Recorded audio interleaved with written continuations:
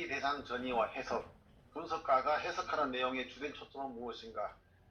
분석가가 환자에게 말하고자 하는 것은 무엇인가? 자기의 장애를 가진 환자의 분석에서 분석 과정을 추진하는 본질적인 힘은 중단된 자기 발달 욕구의 재활성화에 의해 제공된다는 점에서, 다시 말해서 공감적 자기 대상의 촉진적 반응들에 대한 손상 입은 자기의 추구가 분석 과정에서 중심적인 부분을 구성한다는 점에서, 환자에 대한 분석가의 핵심적인 의사소통의 초점은 우리가 자기 대상 전이라고 부르는 심리적 구성물에 맞춰져 있다.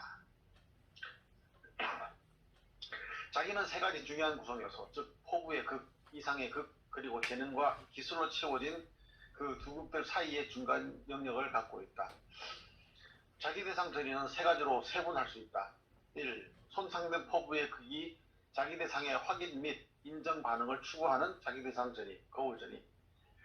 2. 손상된 이상의 극이 그 이상화를 수용해줄 자기 대상을 추구하는 자기 대상 전이, 이상화 전이. 3. 손상된 재능과 기술의 중간 영역에서 본질적인 유사성을 확인해줄 자기 대상을 추구하는 전이, 쌍둥이 또는 제2자아 전이.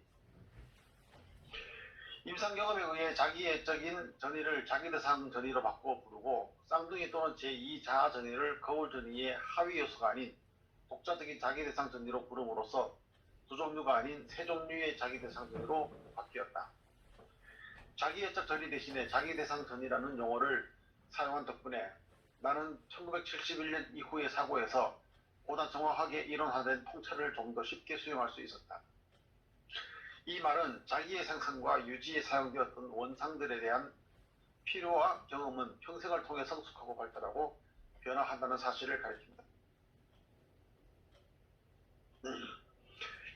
원초적 자기 대상, 즉 어린 시절의 정상적인 필요 조건인 동시에 이후로도 만성적인 자기의 장애에서 또는 일시적으로 스트레스가 심한 시기에 요구되는 원초적인 자기 대상과 우리 모두가 태어나서 죽을 때까지 심리적 생존을 위해 필요로 하는 성숙한 자기 대상을 혼동하지 말아야 한다.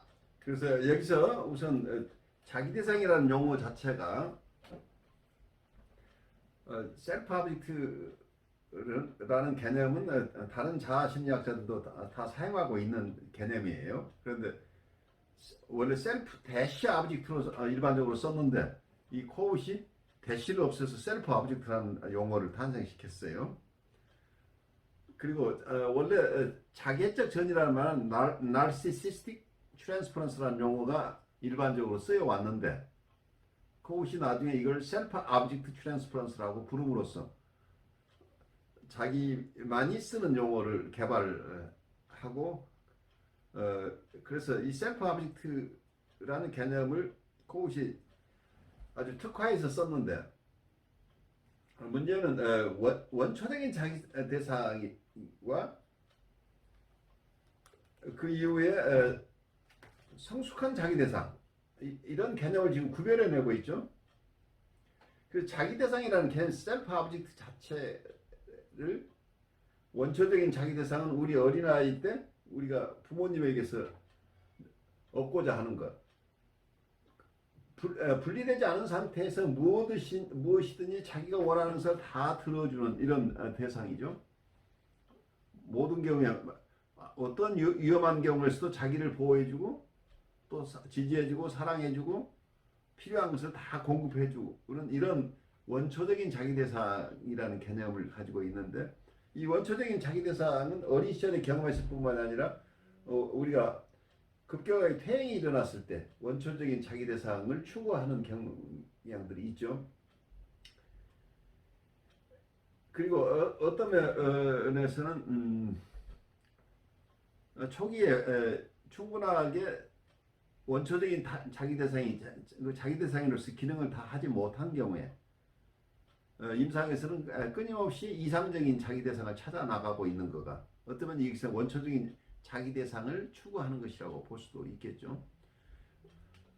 그런데 우리가 어른이 돼서도 꼭 이 원초적인 자기 대상이 코웃이 이 개념을 셀프 오브젝트 개념을 굉장히 확장해서 성숙한 자기 대상이라는 개념을 만들었어요. 그러니까 우리는 평생 어려서부터 우리가 이 세상을 떠날 때까지 요람으로부터 무덤까지 우리는 셀프 오브젝트가 필요하다. 이런 개념을 사용했는데 어린 시절부터 우리가 어른이 돼서 이 세상을 하직할 때까지 어떤 자기 대상이 필요한데 이 셀프 오브젝트를 같은 셀프 오브젝트를 썼는데 여기서 많은 컨퓨전이 생겼어요. 초기에 셀프 오브젝트 원초적인 셀프 오브젝트 개념이 원래 사용했던 셀프 오브젝트 개념인데 나중에 코웃이 여기서 성숙한 자기 대상은 원초적인 자기 대상과 다르다고 지금 설명하려고 애를 쓰고 있어요. 심리적 생존을 위해 필요로 하는 성숙한 자기 대상을 혼동해서는 안 된다. 이렇게 지금 설명하고 있는데 이 부분이 다른 분들이 코웃을 따라하기 어려운 부분이겠죠. 같은 셀프 오브젝트라는 개념을 썼는데 성숙한 자기 대상은 이미 분리 개별화가 된 자기 대상이라는 개념이죠. 정서적으로 공감해주는 대상을 얘기하고 정서적인 공감, 자기를 충분히 공감해주는 어떤 자기 대상이 필요하다. 그렇다면 원초적인 자기 대상과는 달리 원초적인 자기 대상과의 관계는 보통 그 자기 대상은 어쩌면 아이 입장에서는 어머니와 자기는 분리 개별화가 되지 않은 상태에서의 자기 대상이죠. 그리고 어떤 면에서는 자기애적 환자들이 전이에서 대상에게 느끼는 정서는 이 원초적인 자기 대상 정서를 추구하고 있죠. 그런데 성숙한 사람들, 성숙한 관계, 어떤 자기애적 환자들이 치료가 잘 돼서 치료가 완성되는 시점에서 느끼는 전이는 성숙한 자기 대상으로 독립된 자기 대상을 수용할 수 있게 되겠죠. 이제 이렇게 얘기를 한다면 초기에 원초적인 자기 대상과 성숙한 자기 대상은 다르다고 얘기를 할 수 있겠죠. 그런데 그것은 이걸 같은 용어를 써서 셀프 오브젝트는 영원히 필요하다 이렇게 됐죠. 그리고 태어나서 죽을 때까지 심리적 생존을 위해 필요로 하는 성숙한 자기 대상이라고 하는 거. 그런데 이게 아이가 처음부터 성숙한 자기 대상을 찾을 수는 없잖아요. 유아 시절에는 코웃이 지금 구별하고 싶어하는 A에서 지금 설명하고 있는 어린 시절의 정상적인 필요 조건인 동시에 이후로도 만성적인 자기의 장애에서 또는 일시적으로 스트레스가 심한 시기에 요구되는 원초적인 자기 대상. 그래서 원초적인 자기 대상 욕구는 있다는 얘기예요. 그렇지만 또 이와 다른 성숙한 자기 대상을 얘기함으로써 이 성숙한 자기 대상은 분리 개별화가 이루어진 상황에서 자기를 공감해주는 대상을 자기 대상이라고 칭하고 있는 것으로 보여요. 그렇다면 이때는 셀프 오브젝트라는 용어 자체가 적합하지 않을 수 있다고 볼 수 있겠죠. 이미 셀프 오브젝트가 아니라고 얘기를 공감해주는 독립된 대상을 원하는 항상 자기를 지지해주고 공감해주는 대상을 필요하고 그 대상은 자기와 분리 개별화된 대상 속에서 자기를 충분히 지지해줄 대상을 우리가 찾고 있다. 이런 개념으로 간다고 한다면 이건 페어벤이 얘기했던 성숙한 디펜던시, 그러니까 머추어 디펜던시를 얘기하고 있는 것으로 보여요. 페어벤이 얘기했던 인펀타일 디펜던시로부터 인디펜던스를 추구하는데 인디펜던스를 지나서 머추어 디펜던시로 향해서 우리는 성숙해 간다. 이런 개념에서 뭐로 본다면 이 페어벤이 얘기하는 성숙한 성숙한 의존성이라고 하는 것.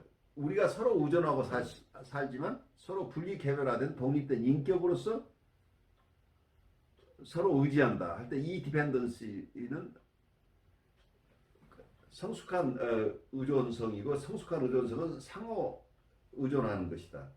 이런 개념으로 우리가 넓혀서 생각할 수 있을 텐데 이러한 개념이 코웃에게서는 셀프 오브젝트 개념으로 용어를 정리했다고 하는 것이 어떤 다른 학자들이 이 이론을 그대로 받아들이기가 좀 어려운 그런 함정일 수도 있다고 저는 느껴져요. 다음에 세 가지 주요 자기 대상에 대한 욕구의 각 발달 노선은 상세한 조사를 통해서 검토할 필요가 있다. 수용받고 반응받고 싶은 욕구, 위대함, 힘, 고요함과 융합에 대한 욕구, 본질적 동질성을 가진 존재에 대한 욕구. 새로운 문화권으로 이동으로 인해 문화적 자기 대상을 박탈당하는 경우나 성숙기 또는 노인성 질환을 앓게 되는 시기나 죽음에 직면해야 하는 시기에 자기 대상 욕구를 포함하여 특정한 인생 과제에 수반되는 자기 대상 욕구도 조사해야 한다. 제2자아나 쌍둥이 경험에 대한 욕구가 가진 의미를 두 가지 다른 전이 형태, 하나는 병리적 형태, 또 하나는 정상적 형태에서 발견한다. 외형적으로 서로 다른 이 두 형태는 한 가지 공통점을 갖고 있다. 그것은 그것들이 전통적인 역동심리학적 용어로 잠재기라고 불리는 어린 시절 후반에 유사한 경험들이 재생된 것이라는 점이다. 전이에서 재생되는 병리적 변형은 다양한 형태를 취할 수 있다. 예를 들어 어느 여자 환자의 경우 내가 처음으로 문제의 현상에 관심을 기울이게 된 계기는 나의 여름 휴가를 앞두고 발생했던 유사 주물적이고 유사 강박적인 행위였다. 항아리에 뚜껑을 닫고 화병에 꽃을 빼낸 다음 그 입구를 판지나 종이로 막고 빈병에 콜크 마개를 하고 빈 수족관을 유리판으로 덮은 등의 내용들이 출연했다. 그녀의 우울한 기분과 텅 빈 공간을 막으려는 유사 강박적인 몰두가 반복되고 있다 환기시키면서 이런 일련의 사태는 내가 여름 휴가를 갖는 것에 대해 말한 직후에 일어났다고 덧붙였을 때 그녀는 관련된 어린 시절의 기억을 회상해냈다. 특히 그녀는 자신이 17살이었을 때 오랜 기간 동안 외롭게 지냈던 일을 기억해냈다. 새로운 곳으로 이사를 하고 친밀하게 지내던 할머니와 헤어지면서 거의 모든 시간을 냉담한 부모와 보내게 되었다. 기억을 더듬고 저항을 극복하여 인정한 것은 그녀의 책상 위에는 늘 마개가 닫힌 병이 있었고 그 병 속에는 그녀가 정말 외로울 때 끊임없이 대화를 나눌 누군가가 있었다. 그녀는 그 상상 속의 대상을 나의 요정이라고 불렀다. 그녀가 이 기억을 부끄러워한 이유는 그 증상이 어른이 되어서도 지속되고 있고 지금도 가끔 병 속의 요정과 대화를 나누고 있었기 때문이었다. 이러한 현상은 정신의학적 용어로 말하자면 경계선적 성격에 해당되는 것이다. 그 시기에 그녀가 실제로 망상 상태였는지 아니면 그저 백일몽이나 환상을 즐기는 수준이었는지에 대해서는 판단하기 어렵다. 그것은 그녀가 잠재기에 겪었던 조부모, 특히 사랑하는 할머니의 지지를 상실했을 때 사용했던 전략이 전이에서 재생된 것이라고 생각했다. 환자의 부정이었다. 병 속의 요정은 분석가도 시절의 할머니도 아니었다. 그 포로는 어린 소녀의 쌍둥이, 즉 그녀 자신과 비슷하지만 자신은 아닌 그녀에게 말을 걸어주었고 따라서 아무도 관심을 가져주지 않는 오랜 외로움의 시간들을 견딜 수 있게 해준 존재였다. F양과 달리 이 환자는 내가 그녀의 말을 반복하거나 그녀의 기분을 반영해주거나 그녀의 존재와 살아있음을 확인해주는 것을 원치 않았다. 즉 그녀 자신에게만 관심을 집중하는 것을 원하지 않았다. 그녀는 단순히 그녀를 이해해주고 그녀의 이해를 받는 누군가를, 즉 그녀 자신과 유사하다고 생각되는 누군가를 원하고 있었다. F양에게 완벽한 자기 대상은 그녀의 말을 반복하고 확인해주는 기능, 즉 환자가 경험은 했지만 생생하게 느낄 수 없었던 것들에 대해 정서적 참여와 반영을 제공해주는 기능만을 수행하는 존재였다. 이 환자에게서 얻은 또 하나의 중요한 교훈은 쌍둥이 전이 역동에 대한 침투적 이해와 일련의 전이 경험들의 발생학적 전조를 면밀하게 검토한 데 따른 결과였다. 나는 그걸 역할을 하는 자기 대상과 제2자아 역할을 하는 자기 대상 사이에 혼동이 있었다. 그러나 이 환자의 사례를 통해 원초적 자기 대상의 욕구는 사랑 대상의 상실에서 오는 것이 아니라 보다 성숙한 자기 대상 경험의 상실에서 온다는 것이다. 환자들에 대한 분석적 통찰은 대체로 진행 중인 전이를 검토하는 것을 통해서 최소로 얻어지는 것이지만 이 경우에 그것은 병리적 경험의 전조, 즉 병 속의 요정에 대한 기억이라는 발생학적 자료에서 왔다. 4세경 할머니와 함께 주방에 있을 때 발생한 사건. 그때 할머니는 밀가루 반죽을 하고 있었고 그녀 역시 할머니가 일하고 있는 큰 테이블 옆에 작은 테이블에서 말없이 밀가루 반죽을 하고 있었다. 주방에서 어린 소녀가 할머니 옆에서 묵묵히 일하면서 받았던 지지 경험이나 어린 소년이 면도하는 아빠 옆에서 면도놀이를 하거나 지하실에서 일하는 아빠 옆에서 작업을 하는 동안 받았던 지지 경험은 일상적이다. 하지만 그런 경험을 박탈당한다면 비극적인 드라마가 뒤따른다. 과거의 병리에 대한 깊은 원천으로 생각했던 극적인 사건들은 이미 자기가 산산조각난 데 따른 결과인 것이다. 자기 심리학은 거울 전이와 이상화 전이에다 쌍둥이 제2자아 전이를 추가함으로써 세 가지 주요한 자기 대상 전이를 가정할 수 있게 되었다.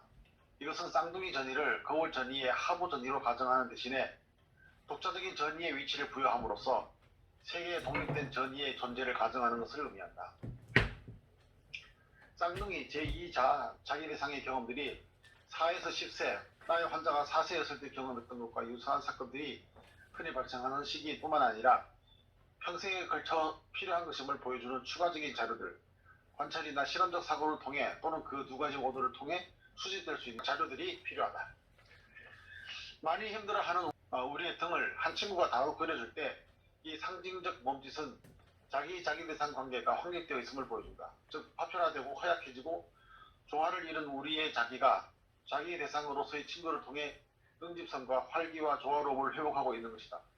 그러나 우리는 그러한 회복이 반영해주는 자기 대상에게서 온 것인지 이상화 자기 대상에 의해서 온 것인지 아니면 제2자아 자기 대상에서 오는 것인지 확실하게 결정할 수 있는 것일까? 인상 경험을 통해 그런 몸짓의 의미는 원초적 이상화 자기 대상과의 경험이 재생된 것일 것이라고 추측하지만 최종적인 판단은 그 사건에 참여한 사람의 경험을 상세히 검토하는 것을 통해서만 내릴 것이다. 등을 다독거리는 몸짓은 인정한다는 의미, 즉 우리의 내적인 힘과 회복력에 대한 신뢰의 표현일 것이다. 그리고 현재 혼란스러워하는 우리 자신을 존중한다는 사실에 대한 표현일 것이다. 우리는 초기 아동기와 그 이후의 퇴행뿐만 아니라 정상적인 지지 경험이라는 맥락 안에서 즉 후기 아동기, 사춘기, 성인기, 노년기 그리고 죽음을 맞을 때까지 평생에 걸쳐 필요로 하는 지지 경험이라는 관점에서 자기 대상에 대해서 말해야 한다. 인간이 경험하는 가장 고통스러운 감정은 카프카가 인상적으로 표현한 변신에서 그리고 심한 자기애적 성격 장애를 가진 여러 환자들의 분석에서 관찰되듯이 자신이 인간이 아니라는 느낌과 관련이 되어 있다. 인격의 중심적인 왜곡이 발생했음을 말해주는 그런 느낌은 어린아이의 환경 안에 인간다운 인간이 없었던 데서 기인한 것이라고 나는 생각한다. 아이는 주변에 사람이 있다는 것만으로도 안전감과 소속감과 참여감을 갖게 되는데 이것은 거울 반응이나 이상화 대상과의 융합으로는 설명할 수 없는 것이다. 인간이 가지고 있는 전체적인 동질성의 측면들은 우리가 필요로 하는 인간 세계의 표지판들이지만 우리는 그것들이 우리 주변에 있는 한 그것들의 필요성을 인식하지 못한 채 살아간다. 분석 상황 안팎에서 얻은 자료는 인생 후반부의 쌍둥이 전이와 다른 자기 지지적 쌍둥이 경험들이 하나의 발달적 흐름을 구성하고 있다는 가설을 지지해준다. 예를 들어 동성애적 관계는 수동적이거나 능동적인 역할의 수행을 통해 충족되는 두드러진 자기 대상 욕구라는 측면에서 쉽게 설명할 수 있다. 어린 상대, 아버지 역할. 그러나 한쪽 파트너가 정서적 및 성적으로 다른 쪽 파트너의 거울 이미지, 즉 제2자아나 쌍둥이 역할을 하는 동성애 관계도 존재한다. 예술가가 정말 힘든 창조적 과제에 참여하는 동안 그에게는 이상화된 자기 대상과 융합하고 싶은 욕구가 있으며 이 욕구는 그의 과감한 창조적 노력이 수행된 이후에 가라앉는다는 사실이다. 기본적인 자기대상 전이의 분류에 대해 논의하는 목적은 1. 자기대상 전이는 분석가 편에서의 적극적인 경력 없이 자발적으로 발생하는 것이고 2. 그 전이의 분석이 분석 작업의 중심에 놓여 있다. 자기대상 전이는 어린 시절 특정한 발달 욕구가 적절한 반응을 받지는 못했지만 그렇다고 해서 완전히 좌절되는 것도 아니기 때문에 발생하는 것이다. 불씨가 살아있기 때문이다. 분류는 인위적인 것이지만 어느 정도 인지적인 통제를 제공하는 연구 결과를 동료들과 논의하기 위해서 다양하게 분류된 정신현상을 지칭할 용어가 필요하다. 전이에 대한 분류 덕에 우리는 환자가 어린 시절에 겪었던 좌절된 욕구를 명명할 수 있고 환자가 분석가에게서 얻고자 하는 원초적 자기 대상 반응이 어떤 것인지를 추론해낼 수 있다. 좌절된 발달적 욕구의 다양한 발생학적 문제들을 개념화할 수 있다. 분류가 우리가 관찰한 자료를 진부한 용어와 고정된 틀 속에 가두려고 할 때는 방해가 된다. 분류를 통해 우리는 자기 대상들이 어린 시절에 담당했던 세 가지 주요 기능, 즉 응집적이고 확고하며 조화로운 자기를 형성해주는 세 가지 기능을 구별할 수 있다. 그 자기 대상들은 이 세 기능들 중 한두 가지 영역에서 우리를 좌절시킴으로써 우리에게 외상을 주기도 한다. 자기의 세 가지 영역 모두에서 정상적인 발달이나 성공적인 분석으로 인한 성숙한 자기 대상 관계로부터 지원을 받는 경우도 있지만 정상적인 사람들 가운데도 균등히 분배되지 않는 경우도 있다. 어떤 사람들은 그들의 창조적 자기를 지탱해주는 자기 대상 환경에 인정을 바탕으로 눈에 띄게 창조적이고 자기 표현적으로 살아가는가 하면 어떤 사람들은 주로 이상화 대상에게 영적으로 고무되는 감정에 의해 지원을 받으면서 문화적 자기 대상에게서 지원을 받는 삶을 살아간다. 사람들 중에는 주로 주변에 제2자아가 있다는 느낌으로부터 자기를 지탱하는 힘을 얻는 이들이 있다. 외국에서 자신과 유사한 다른 사람들과 어울리는 데서 오는 강렬한 감정. 우리는 아동기 환경이 세 가지 자기 대상 욕구 중 어느 것에 더 냉담했고 어느 것에 좀 더 이해심을 갖고 반응했는지를 분명하게 결정할 수 있다. 환자의 전이에서 분석가가 어린 시절에 자기 대상 만족할 만한 반응을 보이지 않아도 가까이에서 얻을 수 있는 최상의 자기 대상이라고 생각되는 자기 대상이 되기 시작할 때 결정적으로 중요해지는 것은 환자의 어린 시절 경험을 분석가가 이해하는 것이다. 이 자기 대상 전이가 결정적으로 중요해지는 이유는 환자가 바로 그나마 덜 외상적인 자기 대상 영역 안에 자기의 구조를 건설하려고 시도하기 때문이다. 분석이 가능한 자기의 장애에서 드러나는 자기 대상 전이에서 확인할 수 있는 것은 자기의 발달 욕구 중 한 요소에 적절하게 반응하지 못하는 자기 대상의 무능력은 다른 두 요소에서 적절한 반응을 얻으려는 노력을 강화한다는 것이다. 예를 들어 초기에 거울 반응에 심한 결함이 있을 경우 아이는 제2자아로 여겨지는 자기 대상의 존재나 이상화할 수 있는 자기 대상을 이용해서 자기를 향상시키고 조직하는 경험을 보다 적극적으로 추구할 것이다. 두 가지 구체적인 교훈. 첫 번째 교훈은 자기는 아이의 자기 대상 중 하나가 반응에 실패한 후 다른 자기 대상의 적절한 반응을 통해 보상 구조를 획득하려는 노력마저 실패하는 경우에만 심각하게 손상된다는 것이다. 두 번째 교훈은 제대로 수행되는 분석, 즉 자연스럽게 전개되는 전이를 방해하지 않는 분석에서 기본적이고 중추적인 자기 대상 전이는 종종 어린 시절 자기 대상 환경 중 덜 외상적인 측면 또는 두 부모 중 상처를 덜 준 쪽을 중심으로 전개된다는 것이다. 궁극적으로 분석적 치료를 가능하게 하는 것은 어린 시절 불충분하게 확립되었으나 그렇다고 영 가망이 없을 정도는 아닌 자기의 보상 영역을 강화하는 것이며 그것을 위해서 분석 과정에서 활성화되는 중심적인 자기 대상 전이를 극복해내는 작업이다. 분석가의 거듭되는 두 단계 개입, 이해와 설명을 통해서 분석에서 이루어지는 것 세 가지. 첫째는 정상적인 발달에서 공감적 엄마의 직접적이고 즉각적인 그걸 반응을 받고 싶은 아기의 욕구는 서서히 다른 사람들이 자신의 성취를 인정해 줄 것이라는 보다 성숙한 기대로 대체된다. 두 번째, 정상적인 발달에서 주변 사람들의 음성과 채취에 둘러싸여 있을 때 느끼는 아기의 안도감이나 그 후에도 힘이 되고 그 결과 그는 어른이 되어서도 자신과 근본적으로 동일한 사람들과 함께 있으면서 안도감을 느낄 수 있다. 세 번째, 아기 때 그를 안아준 어른의 고요한 신체와 융합했던 원초적 융합, 이상적 경험의 요소가 서서히 위대한 정치 지도자나 예술가, 과학자 그리고 이상적인 인물이 된 존경과 찬사에서 구체화되는 확신을 주는 자기 조직의 경험으로 표현된다. 분석 과정에서 자기 대상 전이 거울 전이이건 쌍둥이 전이이건 또는 이상화 전이이건 자기 대상 전이의 붕괴는 반복해서 이해되고 설명되며 잠재적 외상은 최적의 좌절 경험으로 변현된다. 그의 손상된 자기는 유용한 자기 대상 반응에 의해 지원받는 경험을 통해 차츰 구조를 강화시켜 나간다.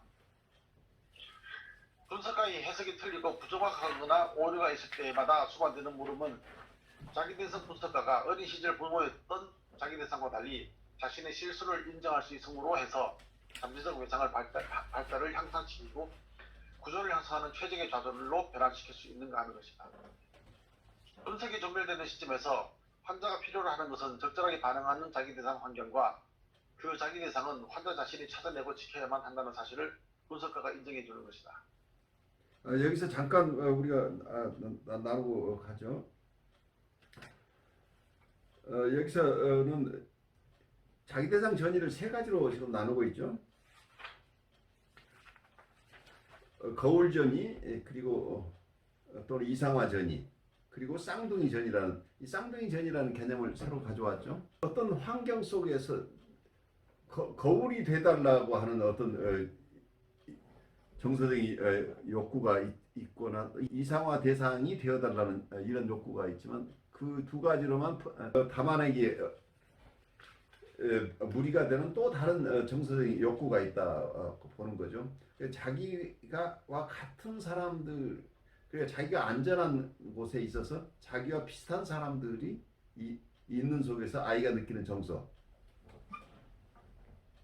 쌍둥이 같은 대상들이 자기 주변에 있을 때 안도감을 느낀다. 이런 얘기를 하면서 코웃이 예를 든 게 외국에 살다가 고국에 돌아왔는데 갑자기 자기하고 같은 말을 쓰는, 그리고 습관도 같고 행동 양식도 다 비슷한 사람들 속에 섞였을 때 안도감을 느낀다. 이게 뭐 쌍둥이 전이의 개념으로 이런 예를 들고 있는데, 여러분 좀 납득이 가나요? 이분 얘기가?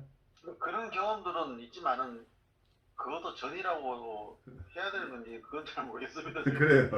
이게 이걸 또 하나의 어떤 개념으로 가져와서 실용할 수 있는 것인지. 저는 그거보다 어떤 면에서는 임상적으로는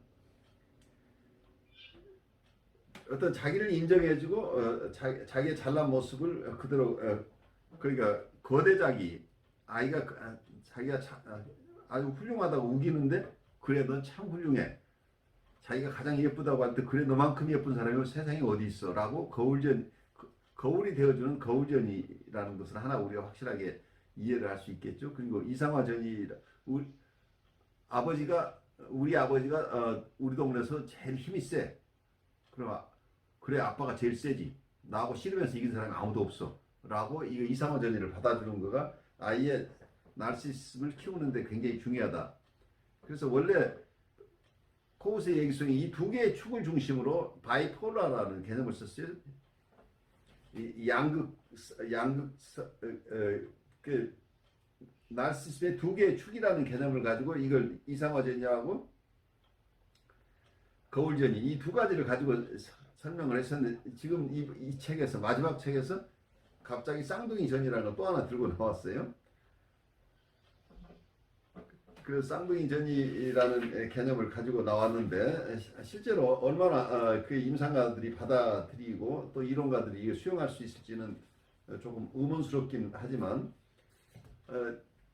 어쩌면은 저는 임상적으로 이 코웃의 얘기를, 내담자들은 침해하는 대상에 대해서 굉장히 항상 힘들어하는데, 자기를 이해해주지 못하는, 이해해달라고 하는 것도 있지만, 또 하나는 자기를 침해하지 않았으면 하는, 그래서 그냥 자기를 있는 그대로 인정해주고 가만히 있어주는 존재. 그래서 이 자기하고 쌍둥이처럼 가만히 있는 존재로서 자기를, 그래서 임상적으로는 어느 내담자가 왔을 때 굉장히 자기애적이어서 어떤 때는 어떤 분은 와서 침묵을 지키고 있는 분도 있어요. 근데 침묵을 지킬 때 그냥 그 침묵을 수용해주고 함께 있어주는 존재가 필요한데, 이 존재를 혹시 쌍둥이 전이라는 개념으로 우리가 수용할 수 있을지, 그 비침해적인 존재로 대상을 있는 그대로 수용해주는 건데, 이건 거울전이나 이상화전이하고는 조금 다른 개념으로 받아들일 수는 있을지도 모르겠어요. 자기가 아까 할머니처럼 그냥 자기를 곁에 가만히 있어주는 존재. 그리고 몇 가지 예가 나오죠. 자기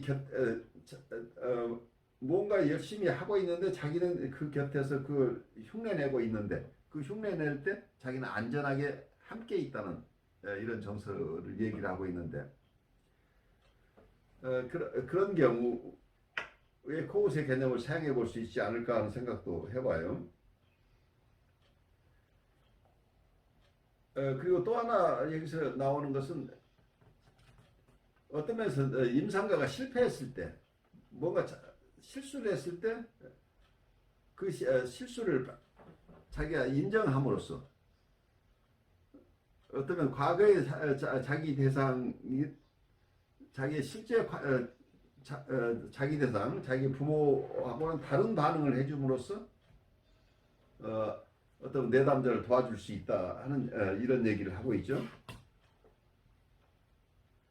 그래서 항상 자기의 실수를 인정하지 않았던 부모 곁에서 자란 사람에게는 어떤 이 임상에서 만나는 자기 대상, 말하자면 임상가 스스로 잘못했을 때 자기 스스로 그 책임을 가져가는 이런 태도가 중요하다고 지금 설명하고 있어요.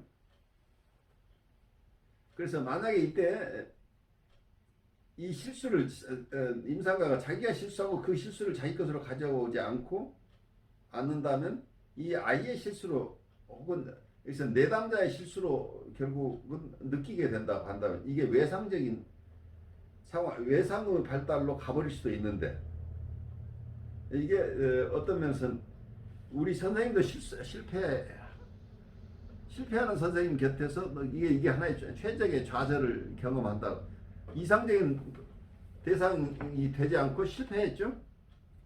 근데 이 좌절이 오히려 이번에 심리 구조를 발달시키는데 적절한 어떤 최적의 좌절로서 기능할 수도 있겠다 하는 얘기를 하고 있어요. 최적의 좌절로 심리 구조가 만들어진다는 게 어떤 상황인지 사실 잘 상상이 안 되는 거예요. 그래, 그게 이제 아주 좋은 질문이에요. 그래서 코웃을 읽으면서 많은 분들이 이해하지 못하는 부분이 이 optimal frustration이라는 개념이에요. 최적의 좌절이라고 하니까 좌절을 적절하게 최적으로 줘야 된다는 개념으로 우리가 뭘 해야 된다는 개념으로 받아들일 가능성이 있죠. 그러니까 내담자에게 내가 뭔가 실수를 일부러 해줘야 될 것 같은 느낌이 든다는 이 용어만 가지고. 근데 여기서 optimal frustration이라고 하는 것은 어쩌면 만약에 코웃식으로 얘기한다면 해석을 했는데 해석 자체가 이 사람을 잘 이해하지 못하는 해석을 할 수도 있어요. 자기의 마음을 잘 읽어내지 못해서 엉뚱한 엉뚱한 설명이나 해석을 하는 상담자를 만났을 때 그것이 어떤 면에서는 외상으로 갈 만큼 트라우마가 될 만큼 큰 실수가 아닌 한 우리 선생님도 엉뚱한 얘기를 했네 하면서 자기 스스로 선생님이 자기 생각을 잘 이해하지 못한다고 하는 이런 좌절스러운 상황을 만나면서 자기 스스로 왜 선생님이 실수를 했을까? 그리고 자기 마음은 선생님이 지금 얘기하는 거니까 아닌데 우리 선생님은 딴 얘기를 하고 있다. 이런 생각을 할 수 있도록 해서 자아의 기능이 발달할 수 있도록. 그래서 심리기구라고 하는 것은 어떤 펑션을 우리 이고라고 하는 것은 어떤 우리의 기능의 집합이니까 자기 스스로 생각할 수 있는 기능이 점차 증가한다고 하는 것은 이고가 강화되는 거죠. 그래서 이고의 응집성을 결국 늘려주는 것. 그래서 이고의 여기서는 그냥 심리 구조가 형성돼 나가고 발달해 나간다고 하는 이 개념을 가지고 있는데 이 최적의 좌절은 그래서 일부러 어떤 도발을 해서 내담자가 좌절을 느끼도록 한다는 그런 개념하고는 다른 것으로 저는 파악을 해요. 그러니까 언뜻 느끼기에는 결국 분리개발해가는 과정에서 그렇죠. 아이가 엄마와의 차이를 느끼는 자연스럽게. 그렇죠. 그래서 자신의 자기감이 형성되는 발달해가는. 그렇죠. 자기 스스로 느끼고 생각하는 네. 기능들이 생겨나죠. 그렇죠. 네. 그러니까 내담자가 볼 때 상담자는 가장 이상적인 대상에서 자기하고 같은 자기의 일부라고 생각을 하는데 자기하고 그렇지, 다른 점이 그렇지. 드러난다는 얘기예요. 결국 그 심리 구조가 생겨난다는 건 자기의 욕구를 기반한 자기 세계가 형성될 수 있는 기초가 딱 있는 그러니까 말하자면 아이 입장에서는 엄마가 모든 걸 다 해주면 자기는 따로 생각할 필요가 없잖아. 그렇죠, 그렇죠. 근데 엄마가 네. 이걸 잘 해주다가 어느 날 실패해요. 학교 가려고 하는데 엄마가 그날 갑자기 뭐 동창회 갈 일이 생겨가지고 자기 도시락을 항상 잘 이렇게 가방에 넣어주는데 그날은 도시락 덩그럼 놓아두고 야 가지고 가 하고 엄마가 가버렸어요. 그럼 얘는 항상 엄마가 가방에 잘 보자기로 싸서 넣어주었는데 그날은 자기가 그냥 이 도시락을 어떻게 해야 되는지 생각해야 될 거 아니에요. 그럼 가방에 넣어야 되겠네? 그 보자기로 싸서 엄마가 넣었었지 하면서 엄마가 하던 기능을 자기가 하게 되죠. 그러면서 이게 이거의 기능이 생겨난다는 거예요. 이때 이런 좌절은 엄마가 일부러 얘를 훈련시키려고 한 게 아니고 엄마는 엄마대로 볼 일이 있어서 이 아이를 다 만족시키지 못한 부분이라는. 그래서 아이를 풀리 그래티피케이션 시키지 못하는 상황이 꼭 발생하는데 이게 너무 지나치게 데프레션이 많은 경우에 외상이 되지만 그렇지 않고 그렇죠, 그렇죠. 아이가 감당할 만한 정도의 이런 좌절들이 자연스럽게 일어나는 것이 바로 굉장히 중요하다는. 이게 최적의 좌절이라는. 그러니까 일부러 아이를 좌절 속에 넣겠다는 개념이 아니고 아이가 자라면서 혹은 임상에서 내담자를 우리가 공감해주고 애를 쓰지만 어느 부분에서 공감을 우리가 실패하죠. 또 하나 임상에서 같으면 내담자가 선생님 오늘 할 얘기가 너무 많아요. 선생님 10분만 더 연장해 주세요. 라고 요구할 수도 있고 선생님 이번 주에 제가 월요일 날은 어려운데 저 금요일 날밖에 시간이 안 되는데 바꿔주세요. 이제 이런 것들도 치료에 세팅하고 관련된 이슈들이 나오죠. 그래서 네가 10분 더 얘기하고 싶다고 하지만 우리가 얘기할 수 있는 시간은 45분이나 50분이기 때문에 또 그 다음 환자도 있고 너를 위해서 내가 10분을 연장할 수는 없는 것이란다라고 해서 거절할 수 있죠. 이런 것도 하나의 좌절이죠. 그리고 월요일 날 시간인데 자기 금요일 날 하겠다고 하는데 근데 금요일은 시간이 없고 이번 주는 안 하고 다음 주 월요일 날 하지. 이렇게 한다면 이 아이는 자기를 또 버리는 것 같은 느낌이 오지만 이런 좌절들이 반드시 치료 세팅 속에서 발생한다는 얘기예요. 근데 어떤 상담자는 하나도 좌절을 주지 않으려고 애를 써서 모든 것을 다 그래티피케이션 시켜주려고 한다면 내담자의 심리 구조가 형성이 안 된다는 얘기예요. 그래서 아이를 너무 지나치게 만족시켜 버리는 과보를 하게 되면 아이들이 성장하지 못하는 이유가 이거 똑같다는 얘기예요. 그래서 우리 교수님께서 말씀하세요. 근데 이제 그 반대로 그 치료 세팅을 적응하는, 그러니까 반응하는 내담자를 보면 이게 참 다양한 해석이 가능하고 그 사람의 발달이나 문제를 파악하는 데 아주 중요한 부분이에요. 이게 사실 치료 세팅에서의 반응이. 제일 중요하죠. 어떤 분은 이런 경우도 있어요. 첫 세션을 끝났는데 그 다음 주 오기 전에 전화가 와서 2주에 한 번으로 하고 싶다. 선생님만 괜찮으면. 바로 바꾸자고 나오죠.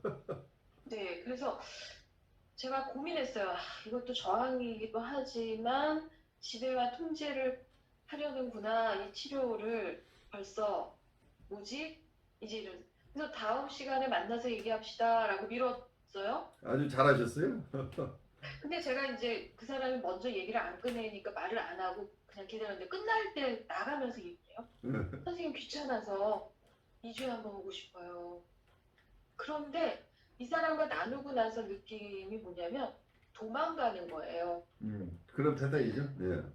네, 이 사람은 자기가 거절되기 전에 도망갔던 사람이에요.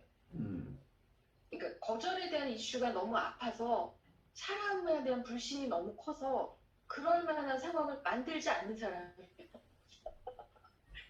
그러니까 그 밖에서의 역동을 이 치료 세팅 안에서 비슷하게 하고 있는 거예요, 무의식적으로. 그의 전이 속에서 그 역동이 그렇죠. 계속 반복되는 거죠. 근데 참 이게 그 상담이 어느 정도 진행되고 이러면 해석이라도 좀 하겠는데 치료 초기 이러니까 참 곤란해요. 굉장히 어렵죠. 예. 그래서 일단은 수용하기로 하고 좀 가면서 보자. 이게 안전한 것 같아서.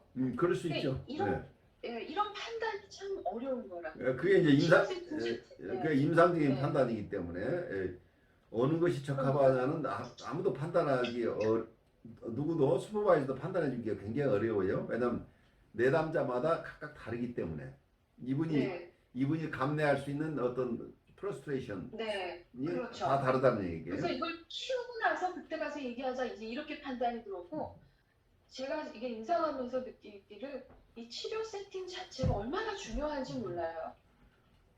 그래서 그거 치료 세팅 싸움이 어쩌면 임상에서 계속 일어날 수 있겠죠. 그러니까 말하는 제가 실험에서 몰랐는데 엄청나게 일어났던 거죠. 실험에서 처음에 삽바 싸움을 하잖아요. 근데 삽바 싸움에서 벌써 승부가 결정이 나잖아요. 누가 삽바를 제대로 잡느냐에 따라서 승부가 바로 거기에 따라서 결정되기도 하는데 그만큼 처음 인카운트 하면서 이분의 전이 현상들이 계속 거기에서 일어나기 때문에 그 속에서 치료 세팅이 굉장히 중요한데 그렇다고 치료 세팅을 지키되 이 사람을 놓치지 않는 범위 내에서 그러니까 아무리 우리가 치료 세팅을 잘한다고 그래도 내담자의 치료 파괴적인 저항까지 일어나는 것은 허용해서는 안 되는 거예요. 어쨌든 치료 세팅 안에 들어와야 되니까. 그렇습니다. 그렇죠. 어떨 때는 이분의 저항이 있을 때에도 치료 파괴적인 저항인 경우는 그 치료 파괴적인 저항이 일어나지 않도록 하는 선에서 우리 인터벤션이 일어나야 되기 때문에 그 판단이 어렵다는 얘기예요. 근데 많은 경우에는 그 치료 파괴적인 저항까지 일어나지 않을 상황인데도 그것이 두려워서 치료 세팅을 놓쳐버리는 경우가 또 많다는 얘기예요. 예. 근데 그거 자체가 그곳에서 그 환자의 어떤 내적인 성장과 그 결핍을 다루는 아주 중요한 환경이 되는 거니까. 그렇죠. 네. 근데 보통 이제 다른 것을 치료 세팅 자체는 대부분은 객관적인 룰이기 때문에 그 룰 자체는 조금 주장을 하더라도 특별한 경우가 아니면 그건 치료자가 일부러 하는 것이 아니라는 그가 인텐션하는 것이라고 느껴지지 않기 때문에 치료 파괴적인 저항으로 가지 않을 가능성이 굉장히 높죠. 그리고 결국은 그런 안전한 세팅이 있어야 어느 중기 치료건 그렇죠. 장기 치료건 치료가 제대로 세워질 수 있는 파운데이션이기 때문에 이 치료 세팅은 가장 중요한 것 중에 하나죠. 그런데 내담자는 끊임없이 이 치료 세팅을 뒤집어 엎고 싶어하는 유혹이 생겨나죠. 그래서 내담자가 치료 파괴적으로 가지 않는 선에서 이분과 치료 세팅을 어떻게 지켜나가느냐 하는 이제 어려움들이 모든 환자하고 관계에서 일어나는 거죠. 아무래도 지금 겨울학기에 한국방을 또 못할 것 같아요. 그래서 미니 시메스터를 해서 6주 시메스터를 지금 기획을 하고 있어요. 그러면 우리 12월 셋째 주 정도 시작해서 12월에 두 주 그리고 1월에 4주 해서 6 위크로 계획을 하고 있고 교재는 지금 우리 융은 융의 그 무의식과 아키타입이라는 책, 그 책 제가 그걸 교재로 하고 그리고 또 하나는 컨버그의 우리가 2018년에 공부했었던가요? 이게 아마 경계선 장애와 병리적 나르시시즘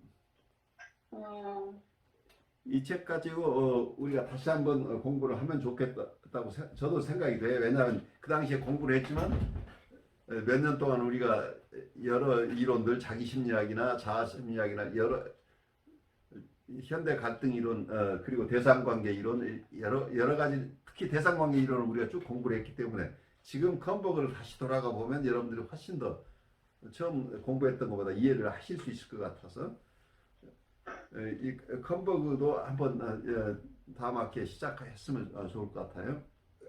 코웃의 최종 챕터까지 우리가 왔어요. 그래서 누구보다 여러분들이 코웃을 충분히 공부한 그룹이 될 거예요.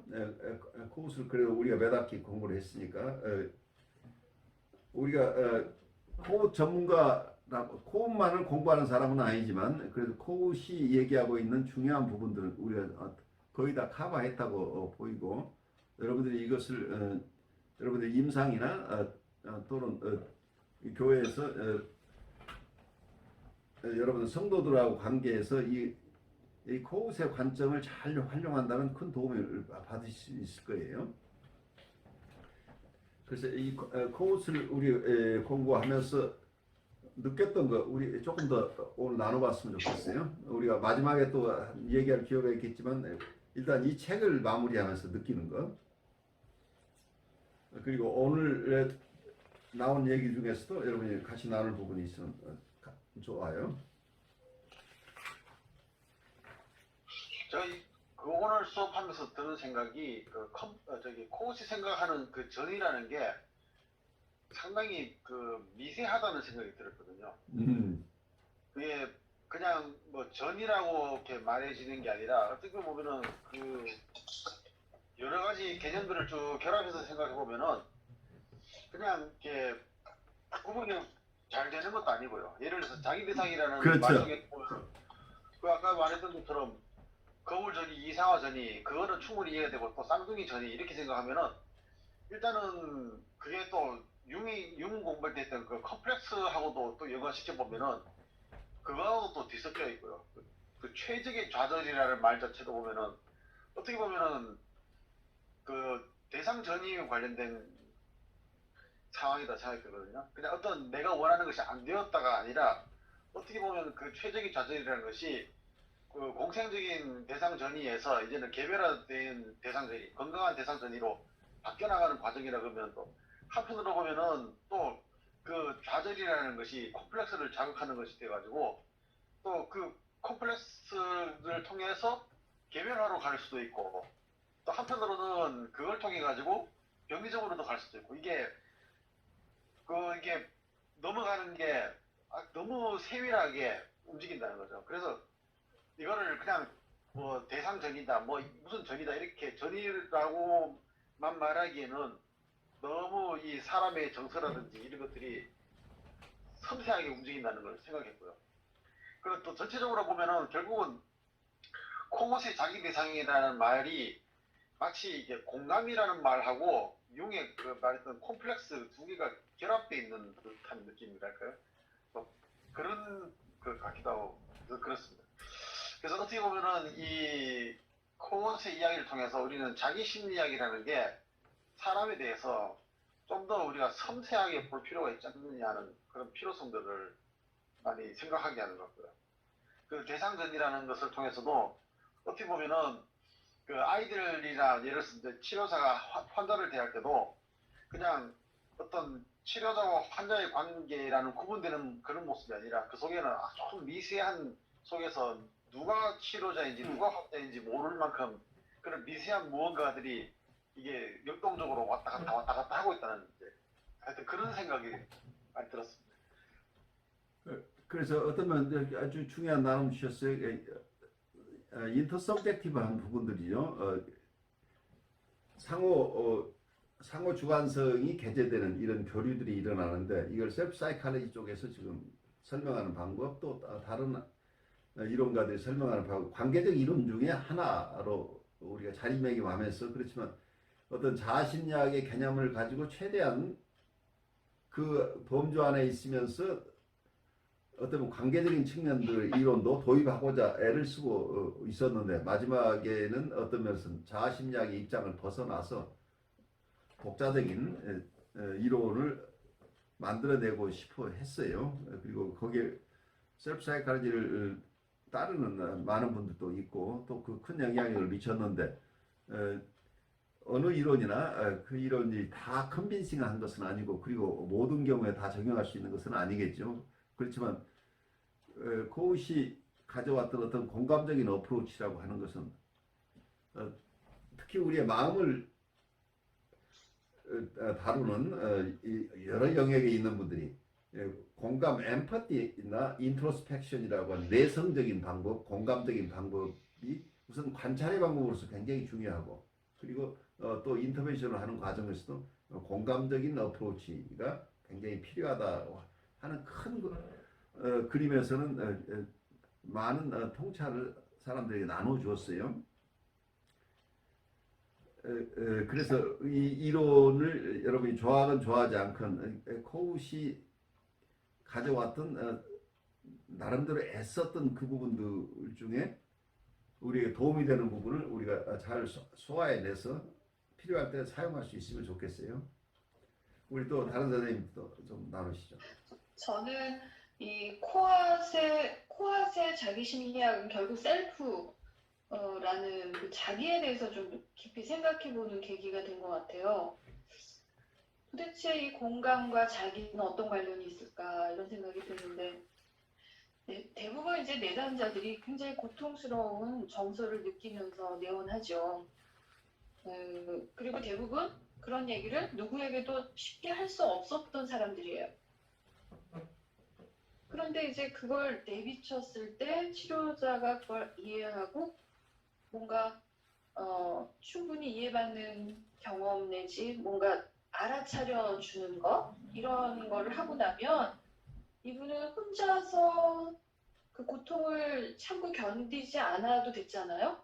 그러니까 그런 그렇죠. 경험을 한 사람인데 누군가와 그걸 함께 함으로 해서 굉장히 치유적인 그리고 그것이 이제 지속적으로 반복되면서 이 사람 안에 그 억압되고 또 심지어는 아주 둔감하고 무감각했던 자기의 어떤 그 감각을 일깨우는 그런 것들이 일어나고 있지 않느냐, 일어날 것이다. 뭐 예를 들어서. 근데 결국 치료라는 거는 그 내담자 안에 힐링 파워가 일어나야만 가능한 거잖아요. 네, 그렇죠. 예. 근데 그런 섬세한 그런 치료자의 그 어떤 치료 동맹과 함께 일어나는 그 공감적인 반응과 서로 상호작용하는 그 속에서 지속성을 갖고 간다면 분명히 그분의 셀프는 그러니까 성장한다는 거죠. 그리고 그 특히 파괴적이지 않은 방식으로 그 손상된 자기를 회복할 수 있게 되지 않겠느냐라는 생각이 들었어요. 그래서 뭔가 치료자가 말하는 그 공감의 부분이 되게 이렇게 지지와 위로만을 생각하게 하는데 언뜻 듣기에는 사실은 그 좌절도 함께 느끼고 그 고통도 함께 느끼는 과정에서 모든 게 통합돼 가는 게 아닌가 그런 생각도 들고요. 그래서 좋아요. 교수님이 하셨던 말씀 중에 지금 내담자가 10의 고통을 느끼는데 빨리 찬물을 끼얹어서 위로해서 오로 느끼게 하려고 하지 마라. 저는 그 얘기가 너무나 기억이 나는 것 같아요. 되게 이렇게 와닿는 것 같아요. 그래서 제가 이제 임상을 하면서 많은 그 왜곡되게 자칫 나름대로 이해했던 것을 또 조금 수정할 수 있는 기회가 된 것 같고 좀 왜 아니까 더 조심스러울까? 이런 딜레마에 빠지고 아무튼 그렇습니다. 어쨌든 그 공감이라고 하는 그 관점에서 보면 치료자와 내담자의 관계는 그 내담자 혼자서 고통스러운 정서를 느끼지 않아도 되는 그런 함께하는 가운데서 뭔가 이렇게 뭐가 만들어지는 그래서 그 내담자가 내면에서 자기가 다시 재구조화되는 그런 과정이지 않을까 치료 인상적으로는 그럴 것이다 이렇게 제가 나름대로 이해를 했습니다. 아주 잘 이해해서 임상에 큰 도움이 되시기 바라요. 우리 사무사님도 좀 나누시겠어요? 네, 이제 콧을 보면서 어떻게 보면 전체적으로 이제 봤을 때 사람에 대한 어떤 중심성을 기본으로 하고 있지 않나 생각이 들거든요. 그래서 콧이 가지는 어떤 사람을 대하는 존재 방식이, 존재의 어떤 그 방법이 그게 공감이었다면, 어떤 그 공감이라는 그것 자체가 뭐냐면 하나의 인격을 통합시키는 과정으로서 하나의 어떤 좋은 그것을 제공해 주는 것이라고 생각하거든요. 그래서 연결이 될지 안 될지는 모르겠지만 어떻게 이 칼 로저스도 이런 부분에서 좀 연관이 되지 않을까 좀 생각이 되는데, 콧을 보면 볼수록 느끼는 게 어떤 내담자 중심, 아니면 그 환자를 대할 때 인격체로 대하고 그 사람의 어떤 전인적인 성장과 어떤 변화와 촉진을 통해서 정말 어떤 참 인간답게 세워나갈 수 있도록 만들어주는 어떤 이런 개념으로서의 어떤 정신분석적 방법이 자기 심리학, 콧이 이야기하는 자기 심리학적 방편이 아닌가. 그래서 그 속에 어떤 그런 것들이 다 녹아져 있지 않나, 그런 생각을 좀 해보게 되고 개인적으로 정리하게 됐습니다. 그래요. 우리 같이 공감하는 내용을 잘 요약해 주셨는데, 어쨌든 코웃의 얘기 속에는 어쩌면 셀프 중심의 정신분석이라고 하는 것 자체가 코웃만의 한 것이 아니고, 어쩌면 셀프 중심의 셀프 사이칼리스트를 꼽으라고 한다면 저는 융이 셀프 사이칼리스트고 캐논 라이도 셀프 사이칼리스트고,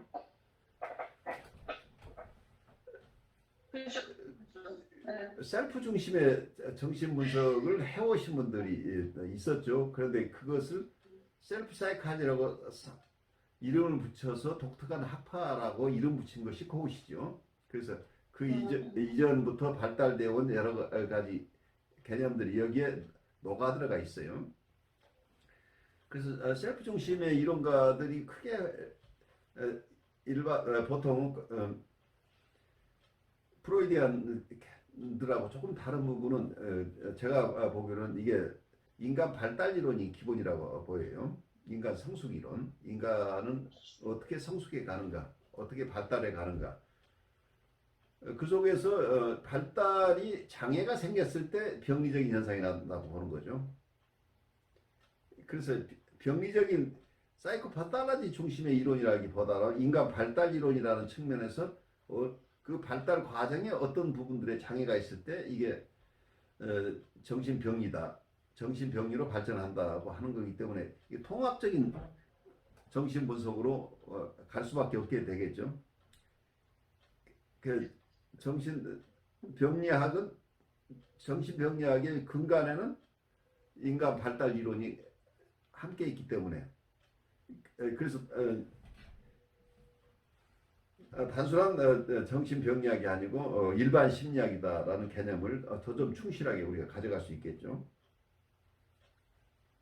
어쩌면 교수님 그 인간 발달 이론이라고 하는 게 우리는 병리를 다루는 치료자지만 한편으론 그 정상 발달을 알아야 그렇죠. 병리를 더 깊이 이해하는 거니까. 그리고 치료라는 게 무엇인가라는 개념에서 치료는 정상 발달이 이루어져가는 과정이 치료라고 볼 수 있겠죠. 그렇죠, 그렇죠. 그래서 이제 그런 것도 있고, 아까 셀프 중심 이론 이렇게 얘기했는데 문득 그런 생각이 들어요. 우리가 자아 심리학 그런 얘기를 하잖아요. 예. 근데 어떻게 보면 이 자아도 되게 중요한 기능을 하죠. 의식의 중심인 물론이죠. 예. 네, 그런데 유형도 그렇고 이 내면의 자기, 그러니까 코어도 그렇고 이 자아와 내면의 자기가 잘 이렇게 상호작용을 할 때 우리가 좀 더 건강하게 가지 않겠느냐, 정신적으로. 그런 생각이 들었어요. 너무 지나치게 의식적으로 치우쳐도 문제. 그렇죠. 어, 그러니까 현실을 인식하지 못하고 또 너무 이렇게 자기의 어떤 개인적인 것에만 몰두하는 것도 문제. 그런 그래서 생각이 드네요. 어떤 면 셀프가 무의식 속의 셀프라고 얘기를 근데 학자마다 다르죠. 지금 셀프를 의식적인 것에 가깝게 보는 분도 있고 또 융처럼 무의식의 저변에 깊이 깔려 있는 것으로 보는 경우도 있고 궁극적으로는 그걸 셀프 자체가 의식 중심이냐 무의식 중심이냐 하는 것을 떠나서 셀프라고 하면 결국은 자아라는 개념보다는 좀 더 큰 개념으로 보고 있죠. 그렇죠. 모든 정신의 중심이라고 보면 그래서 어떤 면 융식으로 얘기한다면 이 셀프가 의식과 무의식의 결국은 어떤 무의식 속에 있는 내용들이 의식으로 통합해 나가는 과정. 그래서 의식 자체가 발달해 나가는 과정, 커져 나가는 과정인데 어떻게 보면 융이 그냥 셀프 중심인 것 같지만 자아를 무시한 셀프가 아니고 자아 스스로가 셀프에 완전히 점령당해 버린다면 자아의 등불마저 꺼져 버릴 수 있다는 얘기예요. 그러니까 그렇죠. 그렇죠. 이 네. 의식이 얼마나 이 스스로를 드러내려고 하는 셀프가 안전하게 수용되는 가는 과정을 보장해 줄 때 자아 스스로가 넓은 자아로 커져가면서 셀프하고 융합되는 자아라는 개념 이렇게 조금 맞춰볼 수 있겠죠. 그래서 의식과 무의식의 상호 침투를 통해서 함께 무의식의 많은 부분이 자아에 포함되어 나가는 과정이라고 얘기를 할 수 있겠죠. 그래서 자아가 훨씬 더 건강한 자아, 튼튼해지죠. 더 튼튼하고 더 큰 자아로 발전하는 거라고 얘기할 수 있겠죠. 그래서 이게 자기가 아니라고 생각했던 자기가 우리한테 있다고 한다면 자기가 인식하지 못하고 있었던 자기를 점점 자기 자아 안에 끌어안는 과정이다. 이렇게 또 얘기를 할 수 있겠죠. 이게 코옷을 보면은 코옷의 책을 보다가 이제 어떨 때 좀 웃게 되는 장면이 뭐냐면 코옷도 참 문제가 많구나 하는 그런 느낌 받잖아요. 근데 저는 처음에 그걸 좀 비판적으로 보면서 꼭 이래야 되는가 싶은데 나중에 가만히 생각해 보니까 저 나름대로 내리는 것은 코옷은 자기 심리학자인데 그 자기 심리학의 그 중요한 거는 공감 중심의 심리학자라는 생각을 그렇죠. 하게 돼요. 그러니까 결국은 뭐냐면은 인간은 그 치료자냐 환자냐라는 구분 자체를 한다는 자체가 이미 공감하기가 쉽지 않다는 뜻이 되고 결국 공감이라는 게 마지막에 나왔던 어떤 뭐 쌍둥이 전이까지 이야기하는 걸 다 종합해 보면은 결국은 치료자와 환자의 사이에 그냥 같은 자리에 있는 어떤 공감 관계를 형성하지 못하면 치료가 안 된다가 보는 사람이 아닌가 그런 생각이 드는데요. 그러니까 이 발달이라는 것도 치료자가 어느 정도 발달을 이루었기 때문에 다른 사람의 발달을 도와준다가 아니라 결국은 그냥 각자의 그 패스를 가지고 성장해라, 발달해라 과정 속에서 그 발달 과정을 같이 걸어가느냐 아니면 따로 걸어가느냐 이제 이 문제라는 생각이 들고요. 어떤 면에서 보면은 치료를 병리적인 상황을 만들어간 사람들은 그 과정들을 공감하지 못하고 분리시켰던 사람이라면 치료자는 함께 걸어가주는 사람 이렇게 되니까 그것도 자기의 적인 어떤 문제들을 우리가 발견하면서 자기 심리학을 완성해 나가는 그것이 결국은 완성인지 아니면 자기가 가지고 있는 문제점을 드러내는 건지 그것조차도 불분명한데 그런 가운데서도 이렇게 보면 계속 이야기하는 게 결국은 공감이 뭐냐를 자꾸 이야기한다는 생각이 들더라고요. 그래요. 그러니까 이 공감 중심의 엠퍼티 중심 그러니까 그 부분은 굉장히 어떤 면에서는 다 알고 있지만 거기에 중점을 두지 못하고 그걸 소화해내지 못한 많은 분들을 도와주는 부분이죠. 그래서 내담자 중심의 정신분석을 아까 칼 로저스 얘기도 했지만 원래 정신분석이 그런 것이지만 많은 임상가들이 그걸 다 잘 체득하지 못한 부분을 좀 더 강조해서 어떤 임상가의 태도를 바꿔놓는 이런 작업들을 아마 칼 라저스나 코우시 같이 하고 있다고 보여요. 그래서 이 공감이라고 하는 것은 또 현대정신분석에서는 이모셔널 커뮤니케이션이라는 부분으로 똑같아요. 결국은 공감이라고 표현하는 정서적인 의사 커뮤니케이션이라고 정서적인 교류, 정서적인 의사소통, 정서적인 의사소통이라고 하는 거가 결국 공감이죠. 그래서 특히 프리에더퍼럴 환자, 그 뉴라틱한 수준, 그 우리가 보통 얘기해서 우리 지적이 우리 서로가 독립된 인격으로서 다른 사람의 이야기를 들어서 통찰을 가져가서 그 통찰에 따라서 자기 스스로 그 문제를 해결할 수 있을 만한 능력이 있는 사람을 사이코 뉴라틱한 환자라고 그러죠.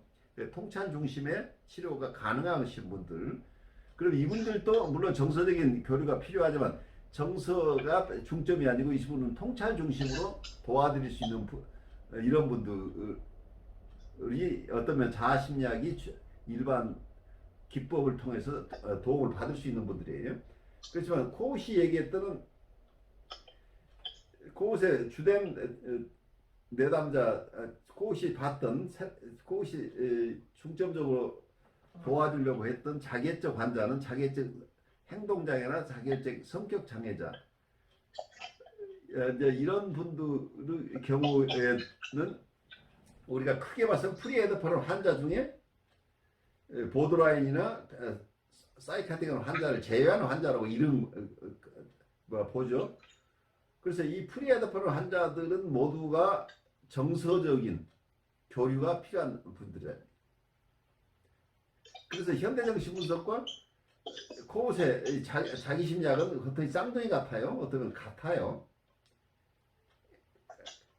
큰 부분에서는 한쪽에서는 공감이라는 엠퍼티라는 얘기를 쓰고 있고 한쪽에서 이모셔널 커뮤니케이션이라는 또는 이모셔널 머추레이션이라는 개념을 사용하고 있는데 결국 내담자가 스스로 성장해 나갈 수 있도록 도와주는 역할을 하는데 정서적인 교류를 중심으로 한다.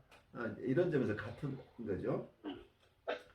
그런데 코웃과 어떤 스파틴스가 달랐던 부분은 코웃은 여기서 거울전이나 쌍둥이전이나 이상화전이라고 하는 것 속에서 거기에 공감이라는 측면을 되게 강조를 했는데 그 속에서 조금 기법적으로 누락된 부분은 어그레션에 대한 부분, 공격성에 대한 부분, 특히 내담자가 공격성을 가지고 있을 때 이 공격성을 그냥 어떻게 다룰 것이냐 하는 부분에서는 충분하게 검토되지 않았다고 일반적으로는 얘기를 해요. 근데 아마 자기애적 환자보다 특히 보드라인이나 사이카틱한 환자들은 더 공격성 중심이죠. 그분들의 정서가. 그래서 이분들의 공격성을 다뤄내려면은 코웃식의 공감만 가지고는 어렵다는 얘기. 그 부분에서 현대정신분석이 코웃을과 같이 가지만 다른 기법을 개발한 이유가 코웃은 끝까지 해석 중심으로 이 자기애적 환자를 다루려고 애를 쓰고 있죠. 그 해석의 내용이 달라지고 이거 자기 대상과의 관계를 중심으로 해석을 해내고 있어서 해석의 내용은 다르긴 하지만 이분은 끝까지 해석이라는 기법을 놓지 않고 사용하고 있죠. 그걸 중심으로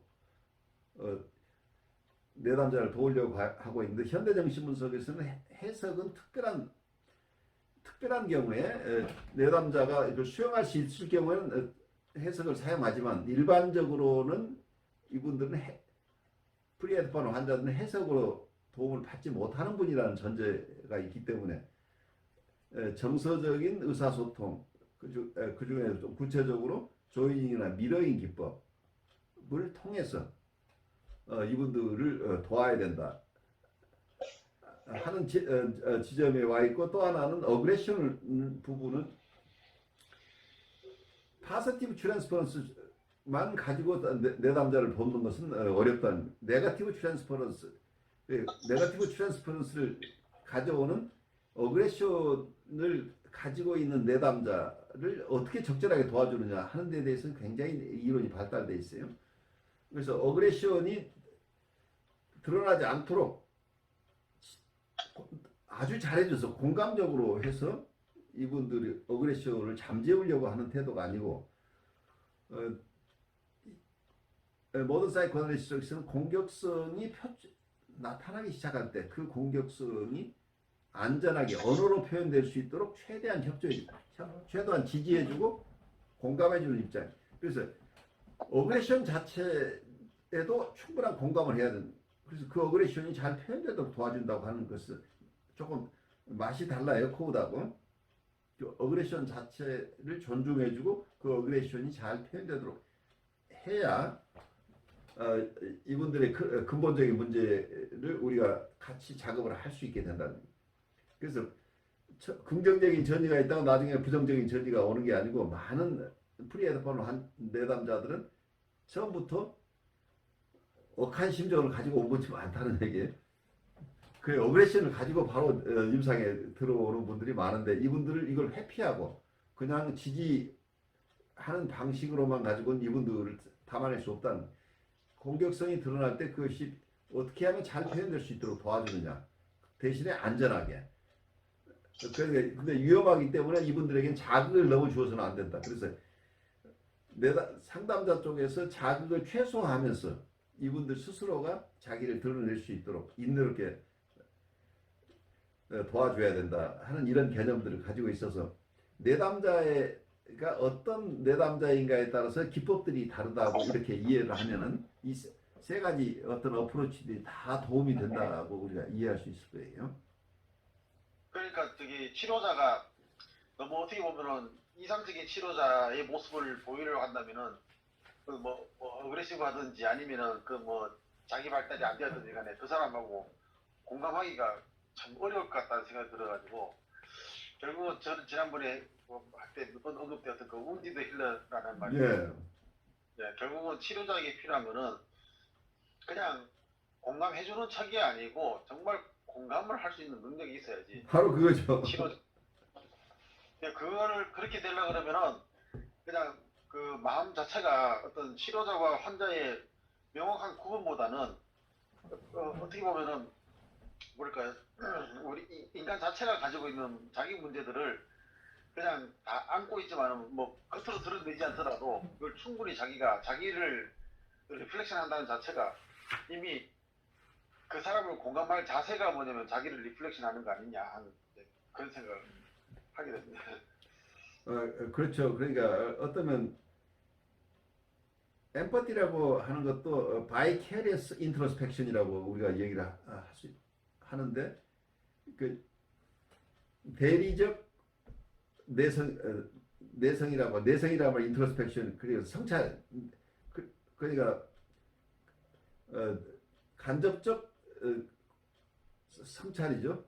그러니까 성찰의 대행이라고 이야기를 할까요? 내담자가 성찰할 것은 내가 대신 성찰해주는 인트로스펙션. 내가 내 세계를 내 마음속에 일어나는 정서나 생각을 내가 어떤 성찰하는 이게 인트로스펙션이라고 한다면 내가 나를 잘 살펴보고 내 안에 일어나는 정서를 느끼고 내 안의 생각들을 담아낼 수 있는 능력이 있는 사람만이 공감을 할 수 있다는 게 다른 사람의 마음속에 자기가 자기를 성찰하는 것과 같은 방식으로 이 사람의 마음을 성찰해낼 수 있는 거죠. 이게 공감이죠. 그러니까 같은 입장이 들어가 줘야 된다는 얘기예요. 내가 내담자 입장에 충분히 들어가지 않고는 공감이 안 된다는 거예요. 그래서 어쩌면 내담자의 무의식과 내 무의식이 만난다는 표현이나 이 같은 얘기예요. 공감한다는 얘기. 그래서 공감을 너무 기계적으로 어떤 테크닉으로 공감을 하려고 하는 것은 굉장히 위험한. 공감은 제가 볼 때는 깊은 무의식과 무의식의 만남이 전제되지 않은 공감은 공감이 아니라고 보여요. 그렇기 때문에 굉장히 어렵죠. 사실은 공감이라고 하는 거가 내가 저분이 아프면 그 아픔과 같은 아픔을 내가 느끼지 않고는 이건 공감이라고 할 수 없다는 얘기예요, 결국. 그 지금 떠올랐는데 그 예전에 처음 교육받을 때 그 공감을 받는 경험을 내담자에게 정신적 산소를 공급하는 것과 같다. 그렇죠. 라고 예. 들었던 것 같아요. 그 환자가 예를 들어서 화가 나는 어그레시브한 그런 정서를 가지고 왔을 때 그 치료자도 어떻게 보면은 그 이야기 들으면서 자기도 화가 나야지 공감할 수 있는 거 아니겠습니까? 그렇죠. 예. 화나죠. 예, 근데 그것을 이제 예를 들어서 환자라고 하는 사람은 그걸 파괴적으로 드러낸다면 치료자는 똑같은 화가 난 감정을 파괴적이지 않게 표현하는 거를 보여줘야지 그 사람도 아 저렇게도 할 수 있구나 하고 그러니까 그걸 컨테인하는 능력이 먼저 있어야 돼. 그러니까 이 사람이 화가 나 있으면 나한테도 화가 나는데 그 화를 끌어안고 죽지 않고 살아남아야 된다는 얘기예요. 그렇죠. 살아남아야죠. 근데 이제 이 공감이라고 하는 그 표현 속에 치료자와 내담자의 관계를 보면 그런 정서적 상호작용 속에서 녹아 나오는 고통스러운 정서들이 결국 누군가를 파괴하지 않고 누군가를 상처 입히지 않으면서도 회복의 대화를 하는 거죠. 그러니까 이 상담자가 내담자가 안전하게 자기의 공격성을 충분히 드러내도 안전한 곳이 있으면 이 사람들은 살아남는다는 얘기. 그래서 너무 너 잘났다. 너 선생님 네가 원하는 사람하고 나 훌륭한 사람 이런 공감만 가지고 되는 게 아니라고 저는 봐요. 아유, 그럼요. 그러니까 이 공감이라고 하는 것은 그건 필사적이고. 코우식이 얘기하는 공감만 가지고 되는 것은 아니라는 얘기예요. 말하자면. 영상에서도 보면은 이제 교회에서 이제 사실은 그 신앙을 가진 사람들이 어떤 신 존재에 대한 의심들이 많거든요. 그렇죠. 예, 삶을 경험하면서 정말 어디에 계십니까로 물어보는 게 많은데 그거를 나는 무조건 다 믿는다 해가지고 무슨 신의 경지 이런 것처럼 사람을 대하면은 결국은 아무도 그 속에서 어떤 신앙적인 치유를 경험하기 힘들다는 생각이 하면서요. 결국은 같은 인간으로서 같은 공감을 하려면 나도 의심이 들지만 하고 시작을 해야 되는 상황도 있고 나도 힘들지만이라는 그렇죠. 표현을 써요. 예. 그래서 어떤 면에서 보면 영성이라는 것도 보면은 결국은 이 어떤 하나님과의 공감도 있지만은 같은 성도 간의 같은 사람들 간 인간 간의 공감 같이 가야지 이 영성이 바로 선다고 생각도 들고요. 그런 모습으로 그대로 또 치료자의 모습으로도 그대로 넘어가지 않느냐 하는 그런 생각이 듭니다.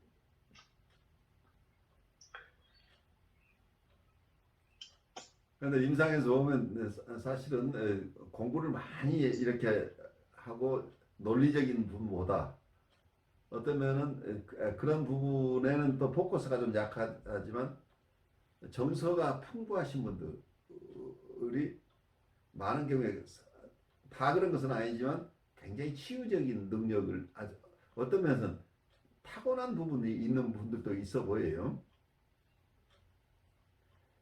그래서 정서적인 리소스가 있어야 공감을 해내는 거죠. 어떻게 보면 코웃도 사실은 그런 어그레시브를 다룰 수 있는 공감을 좀 말하고 싶지 않았을까 생각이 드는데 예. 그동안 자기가 살아가는 과정 속에서 그걸 다 표현 못하고 그냥 어떻게 보면 조금 그쪽 말고 다른 쪽으로 많이 이야기했지 않았을까. 바로 그런 코웃이 가지고 있는 공격성이 잘 표현되지 않았죠. 근데 사실은 책을 읽다 보면은 막 드러나잖아요. 막 드러나죠, 그게. 결국은 그 후학들이 코웃의 그 부분을 애서 자기들이 지지하려고 감춰버리지 않았을까 하는 그런 생각도 들었어요. 그래, 어떤 면은 코웃이 그 발톱을 감추다가 마지막엔 자아심리학 니들 것보다 내가 훨씬 좋아라고 딱 드러나죠. 자아심리학의 개념으로 열심히 설명하고 우리야 너와 나는 내가 그냥 조금 당신들이 하는 것의 일부를 내가 좀 보완하고 있는 거라고 하다가 나중엔 그게 아닌 것 같아. 사실은 모든 뉴라틱한 환자들도 자기 심리학적인 관점에서 이해하고 그분들을 치료하는 게 좋을 것 같다라고 함으로써 자아심리학을 자기 심리학 아래 두려고 하는 어떤 야망을 드러내죠. 그렇지만 이제 그런 부분들이 이번에 정서적인 것을 잘 표현해낼 만큼 안전한 공간을 갖지 못했죠. 이분도 이번에 되게 일정 부분 패러노이드한 부분이 좀 있죠. 누구가 자기를 비난할 것 같은 두려움이 항상 있었던 것 같아요. 그래서 본인도 공감받고 싶었겠죠. 바로 그래서 이분은 끊임없이 우리가 무덤에 갈 때까지 공감이 필요하다는 얘기예요. 우리가 이번에 공부한 책이 이분이 이 세상을 떠나기 직전에 쓴 글들이에요. 그러니까 이분의 처절한 자기 성찰이라고 보여요. 자기의 마음을 잘 드러낸 그 자기 안에 있는 갈등도 다 여기 드러나 있어요. 사실은. 여튼 코아 덕분에 그 자기의 결핍으로 고통받는 환자들을 이해하는 어떤 이론으로서 또 굉장히 중요한 것 같아요. 그래요. 이번에 네. 그래서 인간적인 약점이 또 다른 분들에게 큰 도움을 주고 있다고 하는 거죠. 이분이 자기의 자객적인 측면이 없었으면 이런 자객적인 내담자를 돌보는 이런 이론을 터득하기가 굉장히 힘들었을 거예요. 근데 자기 스스로의 아픈 체험 속에서 이런 이론들이 나오는 거죠. 그러니까 이게 영성에서도 보면은 꼭 그 절대 선이라고는 하나님으로부터만 어떤 영적인 성장을 가져오는 게 아니고 유혹하는 자 사탄으로부터도 영적 성장의 기회를 찾을 수가 있거든요. 그걸 이제 모든 걸 통합적으로 본다 그러면은 뭐 어떤 모든 심리학자 용이든지 누구든지 완벽한 사람은 없기 때문에 그 부족한 점을 부족하다고 비판하는 게 아니라 어떻게 보면 이게 부족한 것을 통해서 내가 배우는 거라는 생각이 이제 처음에는 조금 솔직히 코어스에 대해서 비판적으로 뭘 이렇게 하나 싶었는데 시간이 조금 가면서 그냥 아까 말했던 그 최적의 좌절이라는 게 그게 의도하든지 의도하지 않았든지 생기는 것처럼 코어도 자기가 의도했는지 의도하지 않았든지 간에 긍정적인 부정적인 모든 게 통합적으로 다가온다는 이제 그런 느낌을 이제 그걸로 이제 정리해 보겠습니다. 그래요. 여러분들이 우리도 코웃을 공부하면 우리 안에 정리되지 못한 부분과 코웃의 어떤 무의식이 만나면서 우리도 많은 혼란을 겪게 돼요. 그렇지만 그 과정 속에서 코웃에 대한 코웃이 완벽해서가 아니라 부족한 점을 가지고 있지만 또 그 안에 부족함에도 불구하고 굉장히 파워풀한 어떤 인사이트들을 동시에 주기 때문에 우리가 그 중에 우리에게 도움이 되는 것을 가져갈 수 있는 이런 큰 못자리가 되는 거죠. 그래서 어쩌면 우리가 코웃의 코웃을 우리가 공감해 가는 과정을 우리가 지금까지 왔던 것이죠. 사실은 처음에 우리가 저항이 생기고 이해할 수 없는 부분들만 눈에 띄던 시절도 있죠. 누구나가 도대체 이 얘기는 좀 아닌 것 같아라는 것들인데 그 나중에 우리가 깊어지면서 이분이 왜 이렇게밖에 이런 얘기를 할 수 있는 상황이었을까? 그렇지만 그 속에서 좋은 인사이트는 어디서 왔는가? 이래서 통합적으로 그래서 어쩌면 우리 마음에 드는 부분과 들지 않는 부분을 같이 가진 분이라고 우리가 이해를 해야 이분을 이제 이해하는 거죠. 올 굿이나 올 배드는 없는 거기 때문에 그래서 우리에게 도움이 되는 것을 그 중에 선택적으로 우리가 가져올 수 있기 때문에 말하자면 코웃이 얘기하는 트랜스뮤팅 인터널라이제이션이라고 하는 변형적 내재화라고 하는 거 그 개념도 어떤 면은 또 다른 데서 셀렉티브 아이덴티피케이션이라는 개념에서 코웃이 가져온 것이긴 하지만 그게 뭐라고 불리든 간에 우리도 선별적으로 코웃이 가지고 있는 좋은 것들을 우리 것으로 일부를 가져올 수 있다고 한다면 우리에게 큰 도움이 되는 거죠.